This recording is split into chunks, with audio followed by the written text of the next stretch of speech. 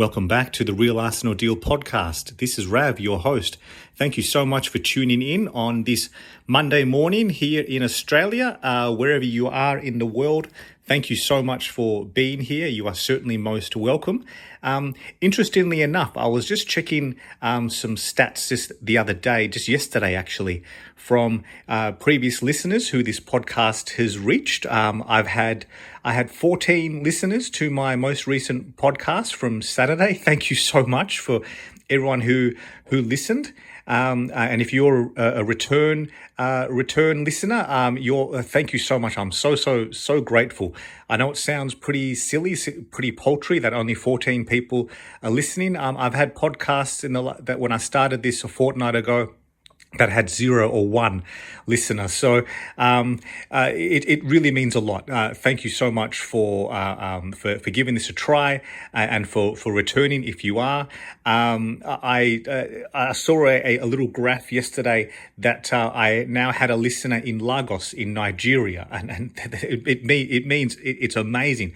I've reached people in India, Singapore. I've had several from the UK and America. Thank you so much. I believe now the only continents yet I'm yet to expand into just yet are South America and Antarctica. So I guess those are long-term objectives, right? I'm very much enjoying this format, and thank you for those of you who continue to listen and share some feedback and very, very kind comments. So I really, really appreciate that. Enough of that waffle. I'm sure that's not what you're here for. There's a few key talking points that I want to address in today's episode. Look, there's no football, obviously, which I think is very much welcome for the club and probably even a large section of our fan base. It's been a very exhausting, very emotional expending, a large amount of emotional expenditure over January and late December, just with the sheer volume of fixtures. It's been unrelenting. And as we know, it's not just about the football with Arsenal, is it? It's about some of the controversies and the eventful nature we see of our matches and the fallout from it, the media coverage. So there's just a lot to unpack for Arsenal right now. And if you're a little bit like me, I'm actually relishing a little bit these last few days, having a weekend off. I don't not want to be competing for trophies and competitions, and I'd much prefer that Arsenal are in the FA Cup, of course. However, that match in itself, we saw how difficult that was for the club. 120 minutes expended against Manchester United, bowing out on penalties, a very demoralising defeat, the amount of things that went wrong afterwards as well, the fallout. A 17-year-old child, I have to call him that, is a child, 17 years old, abusing Kai Havertz's partner and saying horrendous things about their children. It's just it just shouldn't be happening, and it's very taxing on the body and the mind when we have to deal with certain things that, quite frankly, other clubs don't. And I don't want to get into the whole refereeing hoo-ha because it's been well covered, and what I'm trying to get at is that it's not just a matter of a game every 3 days. It feels like the saga drags on so much beyond just when the final whistle ends for Arsenal. The contentious nature of the Lewis Skelly sending off and the reversal afterwards, and then of course the victory against Manchester City, which was so euphoric for the club. And then we have to deal with all the crap afterwards about Lewis Skelly's celebration and whatnot. And it's unrelenting. And if we just need a few days away from it to recuperate and rest and revitalize ourselves, then imagine what it's like for the players and the club, right? So it's fantastic that we've been able to seize the opportunity here with the next game not being until this Saturday against Leicester. I'm so glad the club made this happen. And from what we see released, the images released, you can just tell right? That look, it's not a holiday, of course. It is a training camp, and there's some serious work still being done. But you can just tell that they needed the warm weather. Their families are there, their partners are there, children. I mean, all this stuff. These intangibles that from the outside looking in, we probably don't give it as much consideration it actually deserves. But these intangibles, these one percenters, there's a saying here in Australia, we refer to one percenters, they can make all the difference. And at this level now that Arsenal are vying for, it's the little changes, the little differences that make all the difference between coming close to winning stuff or actually lifting trophies at the end of the season. And I'm just so glad the club is there. The players need it. Saka is out there, which is fantastic. Of course, look, he's not participating in drills and on the grass and the match simulations because he's still a fair way off. It seems at least another month or so. However, it's just great for him to be there, to be part of the camp. Ben White supposedly is earmarking a return just after the Leicester match. I mean, it's fantastic for the club. We need these guys back.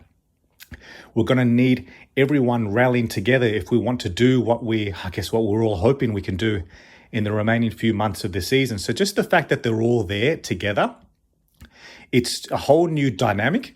Because I was thinking about it further. When you look at it, when you look at the schedule from late December to what we've just had, a game on average every 3.5, 4 days, how much actual training is possible in that time? I mean, with how short we have been with injuries and whatnot, I mean, they're not doing their regular sessions. Sure, there'll still be some match preparation in the lead up to the next game, so the tactical work, the analysis.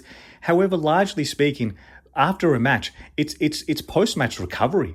It's active recovery, probably some light training drills, light stretching, injury management. I can't imagine Kai Havertz, Odegaard, Timber, the guys who are playing every minute of every game. I can't imagine they're out there on the training field, at full tilt.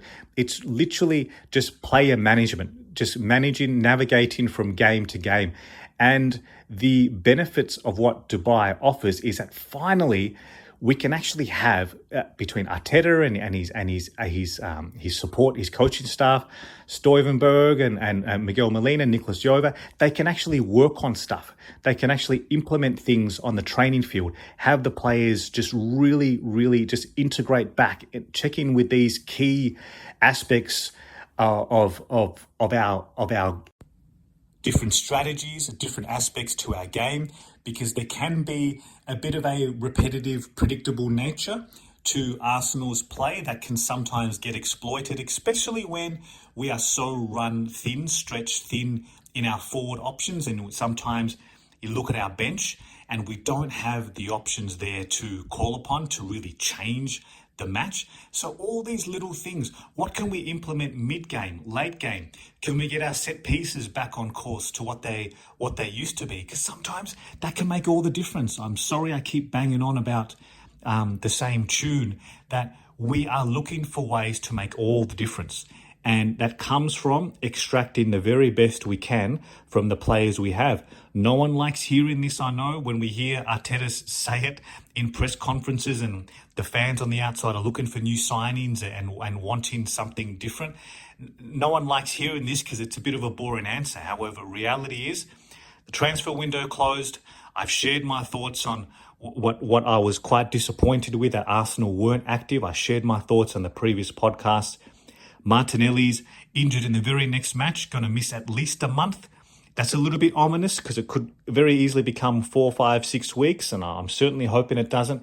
The reality is, though, the players we have now are the players we need to extract the best out of.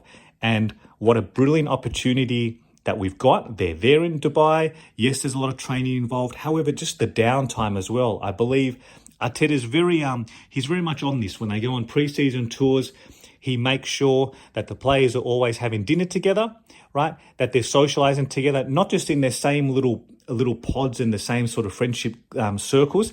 He makes sure that they sit together, sit differently with new teammates, and anyone who's been in any in any team aspect, any team dynamic, whether it's sporting club or work or any other sort of social circles, we all know that the impact of having unity and harmony in as a team, how that then aligns you and contributes you towards being successful.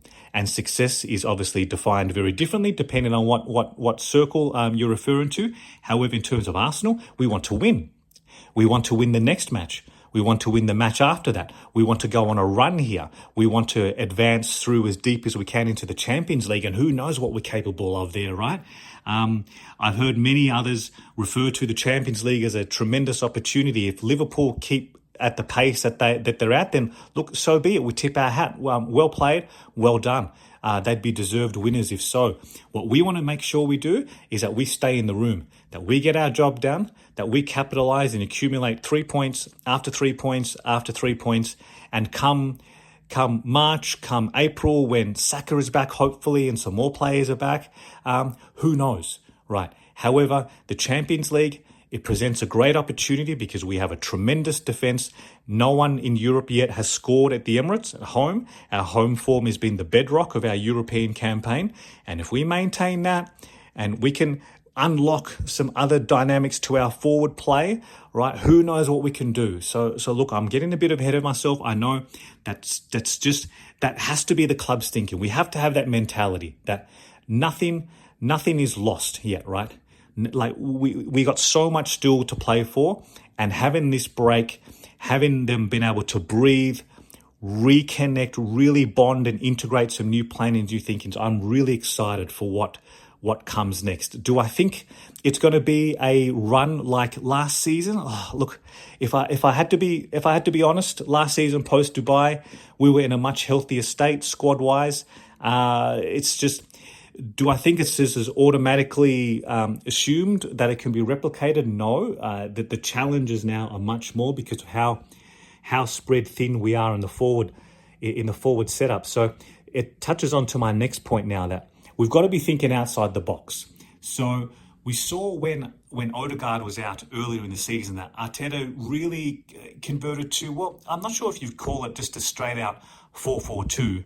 Our shape obviously ebbs and flows whether we're in possession or out of possession. However, there were clearly at times I was watching it thinking, you got Trossard and Havertz as two strikers, sort of dovetailing off each other, one in behind the other, and they would sometimes swap and rotate as the match went on. When I look at our options on paper, we've got two senior forwards basically, Havertz and Trossard now. I'm reluctant to, as good as Nwaneri is and has been and is an extraordinarily good prospect that he is, I touched on this in my last podcast too, right? We have to be careful. Yes, he's going to play a lot of minutes. And yes, he's the next cab off the rank, so to speak, right? He will play a lot of minutes on the right, start a lot of matches. We just have to be cautious with him. He's 17 years old, and not only is that it's a hell of a responsibility to place on a 17-year-old.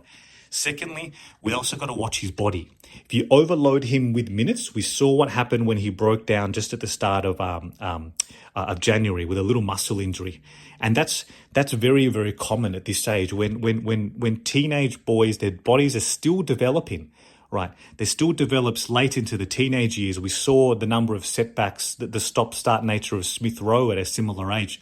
Their bodies are still developing. So I'm sure the club knows this and they're very mindful of this aspect, but we got to utilize him. We got to find that balance. It's a very difficult balance to strike between not overloading him, but also his skill set, his directness, his shot on goal. My God, he's got so many weapons to him that we need him. And he's a difference maker. He's a difference maker in the final third. Get the ball out to him, and what this young man does just blows me away. He's got such intent. It's just give him the ball and get the hell out of my way. When he gets the ball, I'm on the edge of my seat sometimes. It's been a long time since a 17-year-old has drawn me in like that. The last one I can recall is Bukayo, right? We've got someone very, very special on our hands here, very special. And as much as I understand the need to just say, look, Nwaneri, it's your time. You're going to play now, week in, week out, game after game. We also have to be careful. So that's a long way of saying that I do certainly classify him as a forward option. I would say Havertz and Trossard are our two senior options. Wanyeri is going to play a lot of minutes too. And then, of course, there's Raheem Sterling. I'll come back to him in a moment because he's very important in a wider point I would like to touch on in terms of the coverage of Arsenal. And yeah, so I'll save that for just in a couple of minutes. But to finish off this point is that our forward options, it necessitates a structural change. Now, we know Arteta loves the 4-3-3. It's not too often that he deviates from that. As needs permit, he has shown he is flexible to do so. However, now, when I look at the balance of our team, of our squad, does this automatically mean that we're going to see Kieran Tierney play a lot more minutes at left wing? Look, it sounds pretty ridiculous on paper, I know. On the couple of cameos that he's made there late in matches, to come on to relieve Trossard or Martinelli. Look, again, he gives us something different. He's an outside footballer. He can hug the byline. He's got an excellent cross, excellent left foot on him. Obviously, he's a natural left footer too, which is different to when Trossard or Martinelli play there. They're much more inside the channels and cutting in onto the right foot. So it's as ridiculous as it sounds, and maybe you're listening to this and you're scoffing at the suggestion. I understand that. However, we need to be open-minded here. We need to be thinking about all options, and I guess Kieran Tierney on the left wing is one of them, because we are very well stocked. We are very well stocked at fullback, which is, I'm touching wood as I say this, because one of the consistent jinx of Arsenal is that mythical time of the season where all players are fit at the same time. How often does it actually happen that we have all of our players, all of our options fit and available at the same time? It's such a rarity. It's such a scarce thing to say. So I'm touching wood because I don't want to jinx anything, right? We know the burden on Timber has been extraordinary, and he's done amazingly well off the back of an ACL injury to play as many minutes as he has. I'm sure that wasn't planned, right? I'm sure there was a lot of sharing minutes between him and White. However, we are where we are, right? This time last season, it was White carrying that added responsibility and that workload, and that's probably partly what led to him needing the procedure that he had, because these things catch up with you in time. These things take a toll on the body, and they will eventually catch up, sadly. So White is close to returning. We've got Lewis Skelly, who's just been brilliant, emerged out of nowhere for the left back spot. Calafiori is back now, fit and available in the squad, and I certainly hope he remains so. So we're looking very strong in the back line. And of course, this is without even mentioning Zinchenko has stayed. There were rumours linking him to Dortmund. That sort of fizzled away as the window went on. But he's also an option. Can he come forward into midfield? Can he come forward to play some minutes further up the field as an attacking midfielder like he does for Ukraine? I don't know. He's certainly capable. However, it hasn't happened for Arsenal yet. Again, when I go back to my previous point that we need to be looking and assessing all options at their viability, all options are on the table. All options, including what can we do with Merino? Can he play? I've heard some people saying, given his size and stature, can he relieve Havertz as a 9? Sometimes to get it forward for him, use his ability to win duels, head the ball. I don't know. I don't feel great about that option. To be honest, my first reaction isn't as warm and fuzzy as it may be for some others.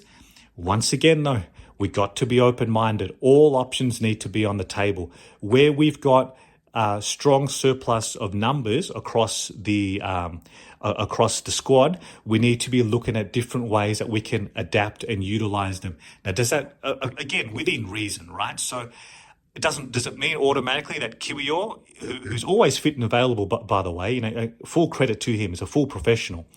Does it mean that he starts at left wing? Well, no, of course not. It's I'm saying that we need to be open-minded and consider all options, whether that's lineup changes, structural changes. Lewis Skelly, by design, is a midfielder at youth levels, predominantly a deeper midfielder, from what I understand. I'm not sure about his minutes or experience playing further up the field, but again, we're at the risk of sounding like a broken record. This is what the training camp in Dubai provides an opportunity for. What can they work on? What is being planned and integrated right now as we speak? We won't quite know yet until Arsenal return and commence playing matches again. However, can Lewis Skelly come further up the field now? Can we have, once White returns, we've then got, on paper again, we've got White, Timber, Calafiori, Zinchenko, Tierney, Kiwior as potential options for the two fullback positions. So all of a sudden, we might have the ability, can we bring Lewis Skelly further forward? Can he deputise somewhere? Can he play the wide positions? I don't know. I'm not saying all of these options are fantastic. I'm not saying these options are going to win us the Premier League or the Champions League. Please don't misunderstand me. I'm not saying that everything's A-okay and everything's going to be sweet and we're going to be putting 4 or 5 goals past teams week after week. I'm not saying that. I understand the challenge in front of us, partly of our own doing because we've chosen not to be active in January, and partly by just horrendous luck with the compound cluster injuries we've had in the forward group. So all options need to be on the table. And it's just one of those things that we'll just have to wait and see what Arteta does. Okay, so now just some final points before I wrap this one up. I'm mindful of the time. This one's dragging a bit out, over 21 minutes now. So look, there's just some important aspects here I want to just try and collate into some of my thoughts and what I continue to see about the media coverage of Arsenal, treatment of Arsenal players, treatment of players or people of colour in general, and how it's all sort of it's all just come together very nastily in what we've seen with the fallout from Lewis Skelly's celebration. So without trying to make this too ranty and too negative, I shared thoughts on the previous podcast about just the undercurrent of racial bias, racial prejudice that we see in the way people of colour are treated by aspects of the media. There's also another wider point to touch on here. It's just be careful what you consume, and what I mean by that is that look, I wish I learnt of this much earlier in my life than how long it took me. A long story short, I would like to consider myself to be, I guess, a healthy, active person. I frequent the gym every day. I power lift as a side hobby. I'm very mindful of what I eat and consume. And what I've learned over time and experience is that consumption is much more than just the food that you put into your body. Everything that we devote our attention to, it's a form of consumption. And it impacts us in ways that we probably don't fully understand, right? It does impact us. So what I'm saying is be careful what you choose to give your time and energy towards. So there are literally segments of the media, in fact, large segments of the media, where their sole objective is to drive clicks, is to drive engagement. So often you see, from the main Premier League accounts or the main broadcasters, you will see a controversial decision, whether it's an offside or a goal or a push or something, right, of any given game on any given weekend. And they will clip that up into a 20, 30-second clip, and it'll be that thinking emoji that they post on their social channels, something like, VAR gave this as onside. What do you think? Thinking emoji. And the sole objective is to drive clicks and engagement. And it's very much that across punditry. You've got a lot of pundits in this space on the different channels and broadcasters.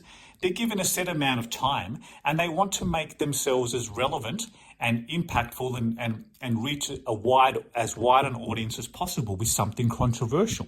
So we know who they are, right? We know what they're there to do. We know that they're there to wind people up, and There is some sensitivity as well with Arsenal because we are a bit of a soft target. Maybe it's because we react so much. I don't know. Maybe there's a bit of give and take there.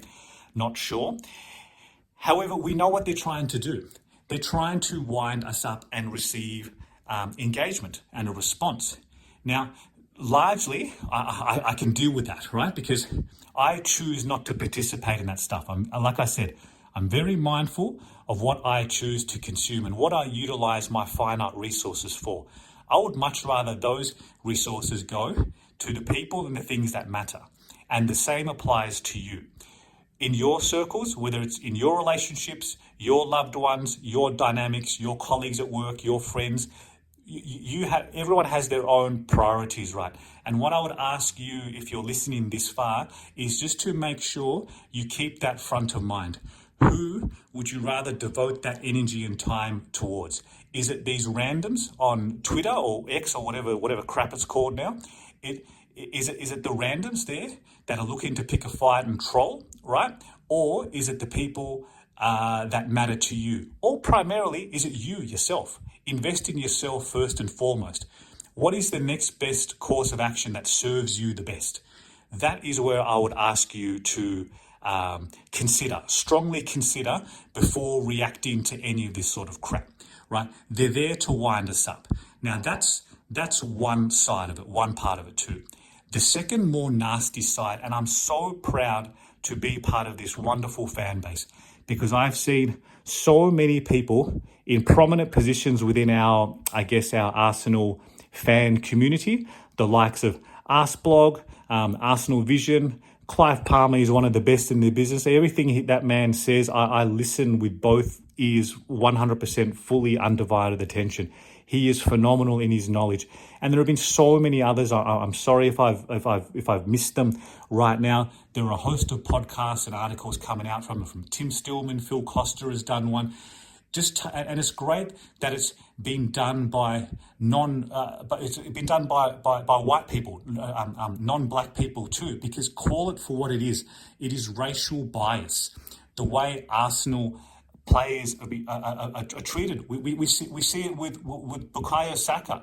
Look at the way people have been able to come at him so hard. Remember when he missed the penalty and look at the crap that he's been subjected to because of his name, because of his appearance, because of his Nigerian origins. It's so thinly veiled and predictable. Let's call it for what it is. And Lewis Skelly celebrating like he did, it's not that big of a deal. It's just not. It's made to be a big of a deal because they look at this young, confident, successful 18-year-old and they want to peg him down because I'm sorry I said I'm not going to try and get too ranty about it, but it is very emotional for me because they deserve better. People deserve better. And I'm so proud that so many people are calling it out. And I just wanted to lend my voice to it as well just for my own, my own therapy as well, right? Because this stuff really, really matters. And it shouldn't be happening, but it is. So as much as I want to compartmentalize all the crap that's going on and choose not to consume it, I can't not say something about it because it's an absolute load of crap. And I'm so proud that so many people in the Arsenal space are calling it for what it is. He does not deserve this. And generally speaking, I don't think you would see this happen with many other clubs. The way Arsenal are treated is so different. I've followed the club for over 30 years, right? And it's defined by different eras. There was an era where during Wenger's sort of second half in charge of the club, where we were associated with having small, creative style midfield plays, very tricky, very skillful, and the way to stop us is just to kick us off the park. And many clubs did. They queued up, right? They lined up. The likes of Stoke and Birmingham City, we just used to get kicked off the park with very little protection at times from the referees. And there was just this perception that grew that Arsenal don't like it up them. And that's the way to get them, right? And for a long time, we were subjected to that. And we didn't necessarily have, I don't know what the right word is, but we didn't necessarily have the tools to counter that and fight back against that. Now we do. Now we do. We have a backbone, right? And that comes from the manager, right? In what he represents and the values he wants to represent. It comes from the players. It's not just a matter of all of a sudden we look at the height and the physical size of Arsenal. We're stacked with very tall, strong players. Sure, that helps. It absolutely does help, especially those before match images in the tunnel when you look at the size of us and we have that physical imposing nature to us and you're thinking, oh my God, who are these guys, right? That of course matters. That's fantastic.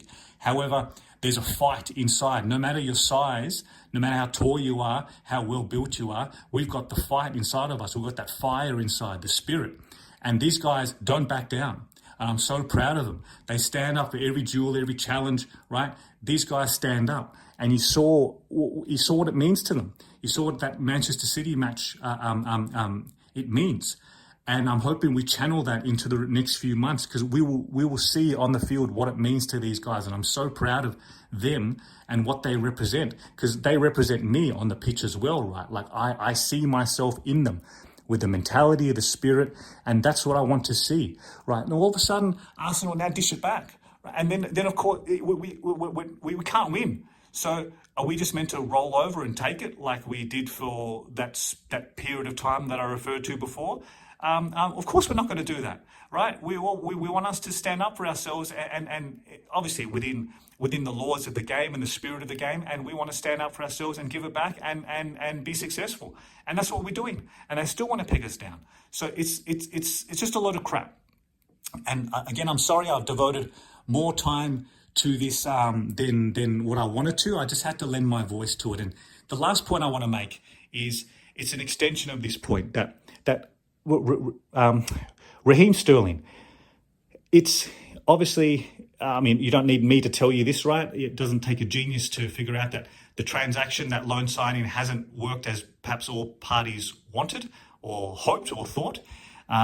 He is someone, however, who the reality is, whether we like it or not, we are going to need in the next, especially the next month or so, that Martinelli is out at a minimum, and probably beyond that, because he does have title winning experience. He is a leader in his own way. He's played a lot of football in his 10, 12 years at senior level. He's someone we need. Now, the reason I'm devoting a specific segment to him is that not only do we need somehow, some way in Dubai for him to really engage with the club and really Arteta needs to find a way to get him fit and firing, right? And contributing with goals and impacts in the final third. I'm hoping we can do that. Beyond that though, what I really noticed in the aftermath of the City match, I saw how happy he was. He was joyous on his face, right, for Wanyeri and Lewis Skelly. And that really meant something to me. I actually rewound the post-match celebrations a lot, and I watched it again and again. And if you get the chance to as well, or maybe you noticed it live at the time too, so please let me know if this makes sense to you. It really meant something to him. It was beyond just a high five, a special handshake. Yep, good goal, mate. Well done. Let's head around the ground and clap our supporters. It was way beyond that. He was joyous for them, and I think there's a tremendous mentorship happening right now. And Sterling is a very prime example of what I was referring to a few minutes ago with the way players of people of colour are treated. You saw the crap he had to deal with, and probably still does, over his career.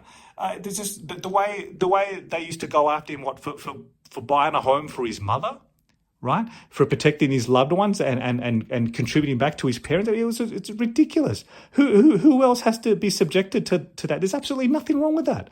I mean, these players, yes, they obviously earn a tremendous income, and as far as I see it, it's up to them what they choose to utilize their wealth on. He bought a property for his mum, who probably has driven him all across the country, right, from a young age, for him to to progress and advance his youth career into senior football. He's probably wanted to give something back, and why is there such scrutiny on things like that? And the reason I'm mentioning all this is that I believe he's a tremendous mentor for what Lewis Skelly is now going through, and they're probably going to come for Wanyeri as well at some point, right? Because again, he ticks all the wrong boxes, so to speak. When I use the word wrong, I'm using that in inverted commas because he's not the type of, I guess, in appearance and name and skin color that you can have a poster boy, a golden boy like they do with Harry Kane across the English media. So if/when they come for him, Sterling, again, he's there to provide fantastic mentorship and leadership for him. I'm sure there are many others too, right? So I'm not just saying it's all on Sterling. These players, they're surrounded by, from what I hear and read, wonderful families, parents, their support circles, their representatives, their friendship groups, obviously all aspects of the club know what's happening. Bukayo Saka is there, of course, so there's tremendous support there already. However, there's something I just wanted to just highlight there, the importance of Sterling. I do believe he's making a big impact already. The scenes of the smile on his face, scenes of joy, it's far beyond just well played, lads, good game, and let's move on. There was definitely something in there that I'm hoping now that we can also channel into more contributions on the field, because the reality is we're going to need him. We're going to need every player fit and available for what the next few months look like. So I believe that's probably it for now. I thank you again for listening this far. Just once again, I'm just so grateful for you choosing to listen. Please continue to share any thoughts, comments with me. If you could be so kind, depending on what platform you're listening on, if you could please subscribe on YouTube or follow me on Spotify or the podcast app, please. I would very much welcome a review if you feel so kind and gracious to do so. It really means a lot. It just boosts the engagement, the appearance of the podcast. And please send any feedback to me, any questions you've got, any comments, suggestions for me to cover for the next podcast. Just once again, thank you so much for being here. It truly means a lot. I'll be back on in a few days' time to record the next one. Until then, look after yourselves. I hope this podcast was a benefit to you. Once again, please let me know. And I'll see you next time. And come on, Arsenal.